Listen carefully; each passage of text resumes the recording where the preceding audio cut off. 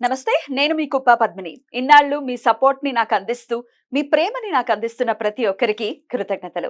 ఇప్పుడు చూడబోతున్న ఈ వీడియో కూడా ఖచ్చితంగా మీకు ఉపయోగపడుతుంది. లైక్, షేర్ అండ్ సబ్స్క్రైబ్ చేసి మీ ఇష్టాన్ని, అలాగే మీ సపోర్ట్‌ని నాకందించండి. అలాగే ఈ వీడియో పట్ల మీ అభిప్రాయాన్ని కామెంట్ సెక్షన్‌లో కామెంట్ చేసి నాకు తెలియజేయండి. నమస్తే.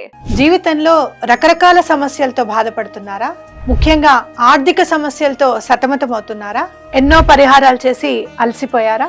మంచి మార్గం దొరకాలని కోరుకుంటున్నారా? అయితే రండి, విశ్వాన్ని ఎలా అడగాలో తెలుసుకుందాం.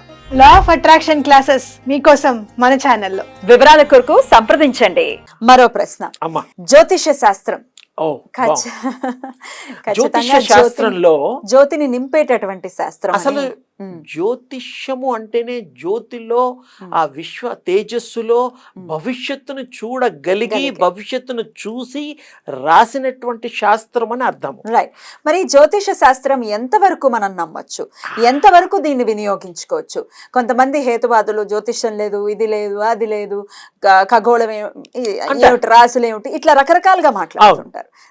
దీనికి సింపుల్ గా మీకు అందరూ సంతోషపడేటట్టుగా కొంచెం ఒక చిన్న లెక్క చెప్తాను. ఇప్పుడు ప్రపంచం అంతా కూడా జనాభా దరిదాపు 206, 207 దేశాలు ఉన్నాయి. అవునండి. అందులో ప్రజలందరినీ గనక లెక్క పెడితే సుమారుగా 900 కోట్ల ప్రజ అయ్యారు. మనకి గ్రహాలు 9. నేను అట్లా మీకు చెప్పడం ఈజీ అవుతుంది. నక్షత్రాలు 27, రాసులు 12.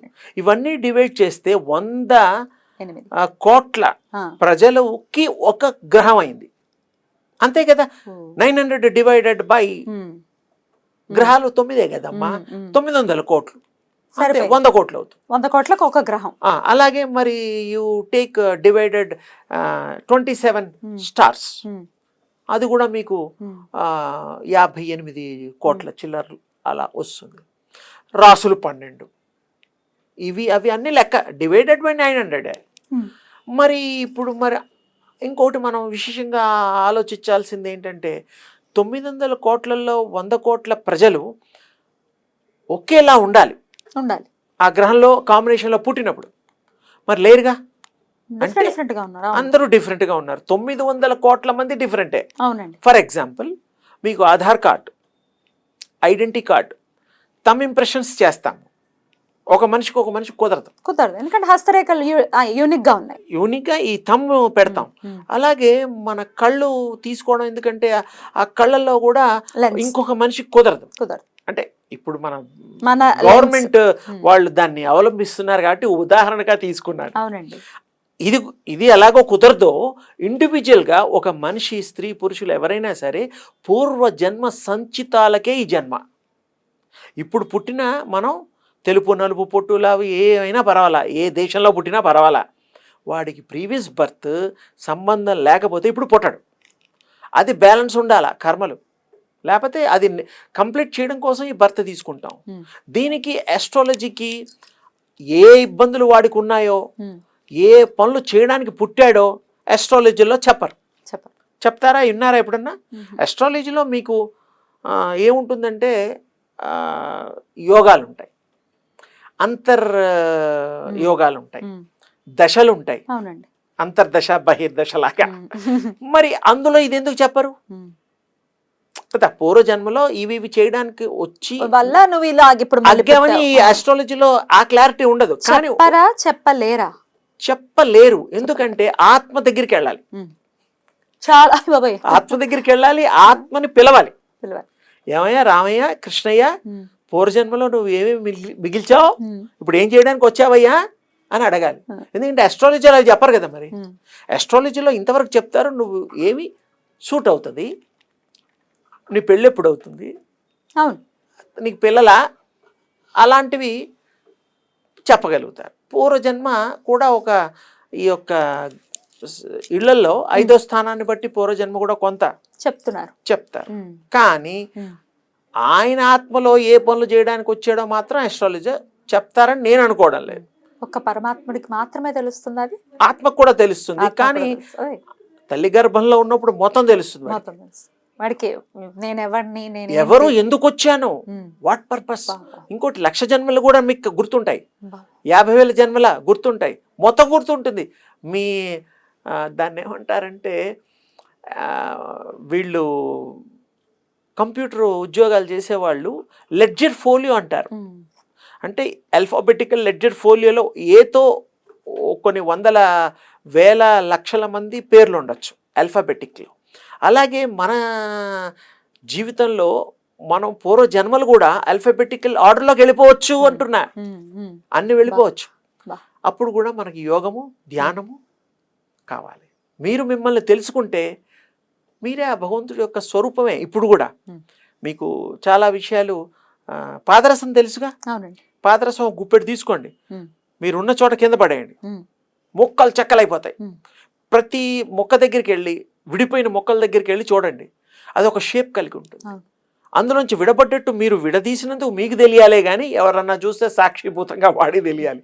కానీ దానికి ఇంకా వేరే వాళ్ళకి తెలియదు. ఆ శక్తి లాంటికి మీకు పోల్చి ఉదాహరణ చెప్తున్నా. ఆ ముక్కలు ముక్కలుగా ఒక 100, 1000 అవుతాయి. భూతద్దం పెట్టి చూడండి, ప్రతిదీ షేప్ కలిగి ఉంటుంది. అది ఒక్కొక్కటి కలుపుతూ రండి, కలిసిపోయినట్టు తెలియదు, అతికినట్టు తెలియదు, విడిపోయినట్టు తెలియదు, మొత్తం కలిపి ఇంత ముద్ద అవుతుంది మళ్ళీ.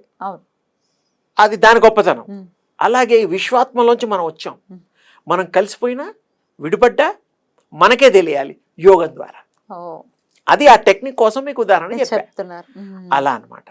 అందుకని మనం ఆ యొక్క జ్యోతిష శాస్త్రం అయితే ఉంది, జ్యోతిష్యము ఉన్నది. జ్యోతిష్య ప్రకారంగా కూడా దానికి బలం ఎప్పుడు వస్తుందంటే మీకు యోగ్యత సంపాదించాలి, దైవ కృప మీకు ఉన్నప్పుడు వాక్శుద్ధి వచ్చి మీరు చూసిన లెక్కలు అవి కరెక్ట్ అవుతాయి. చెప్తే కూడా ఇది జరిగింది అని అవుతాయి, జరుగుతాయి. ఎందుకు మీకు ఆ శక్తి 2 + 2 = 4 only, 6 + 6 = 12 only. But calculation wise అది కరెక్టే. పూర్వజన్మ సంచితాలు మీరు అస్ట్రాలజీలో చూపించలేరు. మీరు ఈ దానికోసం ఈ పనికే నేను వచ్చానని మీరు కావాల్సిన అమెరికా రష్యా వెళ్ళినప్పుడు పర్పస్కి వెళ్తారు. వీసా వాడు అడుగుతాడు, ఏమ్మా ఎందుకు వెళ్తున్నావు అంటే నాకేదో అక్కడ ఏదో బిజినెస్ ఏదో, లేకపోతే మా అమ్మాయి వాళ్ళు ఉన్నారు, ఎవరో ఫ్రెండ్ ఉన్నాడు వాడు ఏదో ఇచ్చాడు, అలా చెప్పచ్చు. అలా చెప్తే వాడు సరే 6 నెలల అబ్బాయి స్టాంప్ వేసి పంపించేస్తారు. అక్కడికి వెళ్ళి మీరు ఎన్ని రోజులు ఉంటారో ఇష్టం లేకపోతే తొందరగా వచ్చేస్తారు. అంటే ఇక్కడ మధ్యలో మాధ్యమం మీరు వెళ్ళడానికి సర్టిఫై చేయడానికి ఒకటి ఉంది. అలాగే ఇక్కడ కూడా మనం జన్మలు తీసుకోవడానికి ఒక కారణం ఉన్నది. కారణం చేత ఈ జన్మలు, కారణం లేకపోతే జన్మే లేదు అసలు. ఎప్పుడు మీరు ఆ విషయంలోనే ఉండిపోతారు.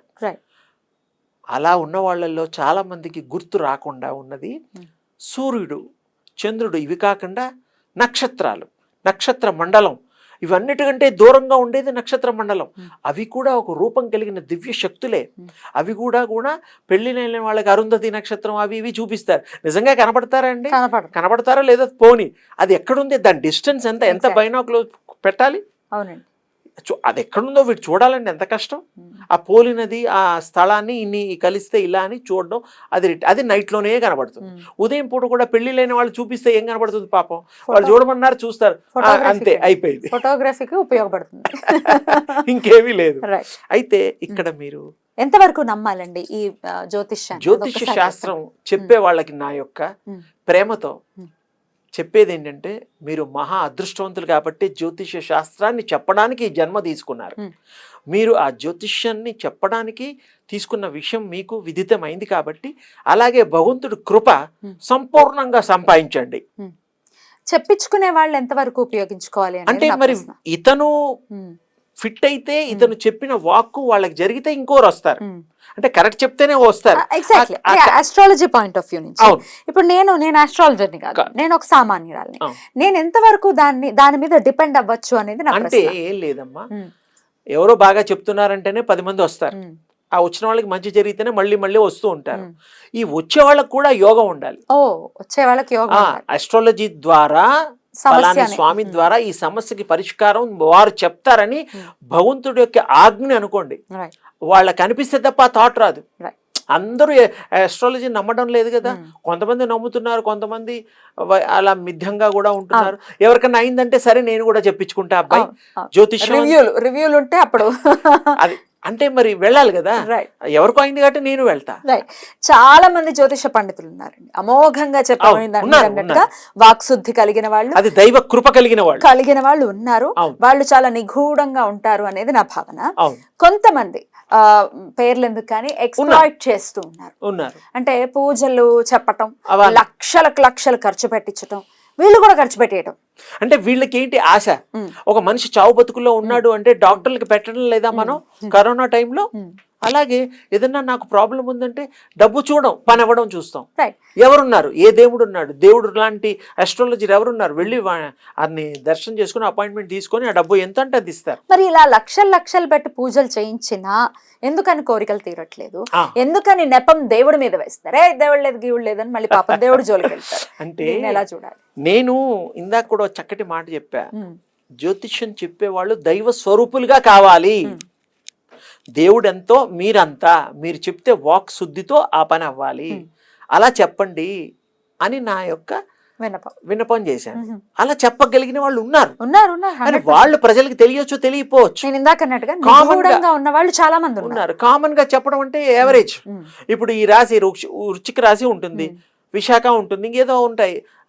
మన ఫలితాలు ఇస్తాం సంవత్సరానికి ఒకసారి, అది ఉగాది రోజు చెప్తాం. మరి అందరికీ అలా అవుతాయా? అవ్వవా? మీరే ఆలోచించుకోండి. చదువుతూ ఉంటాం అందరం, ఇలా నాకే రాశి ఫలాలు ఎలా ఉన్నాయో, లాభం ఎంత, నష్టం ఎంత, రాజపూజ్యం ఎంత అని చూసుకుంటాం. అలా ఎంతమందికి అవుతున్నాయో మరి వాళ్ళే చేసి వాళ్ళని సంతోష పెట్టమని నేను అంటున్నాను.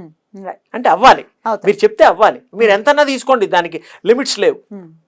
లక్షలు కోట్లు తీసుకున్నా బాధ లేదు, కానీ వారిని బాగుపరచండి, వారి జీవితాన్ని సరిచేయండి.